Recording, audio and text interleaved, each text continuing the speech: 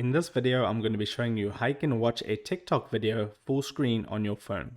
So all you would need to do is once you're on the TikTok that you want to watch full screen, you can see on the right hand side of that, you have the like button, the comments, and then you have the share button. Go ahead, tap on the share button, and then that'll bring you up this pop-up menu. And at the bottom it says report, then not interested, and then the last one, and then the next one there is save video. Tap on save video. That video is now being saved to my device, and that will essentially allow me to watch this video full screen.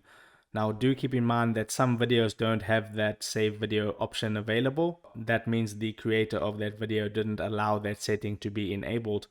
So we'll just have to go ahead and find one that does allow you to save the video. So I'll just give that a moment to finish, and that's done. So it is done, so I can cancel this, and then I can go to my phone's gallery, and you can see the video right over here.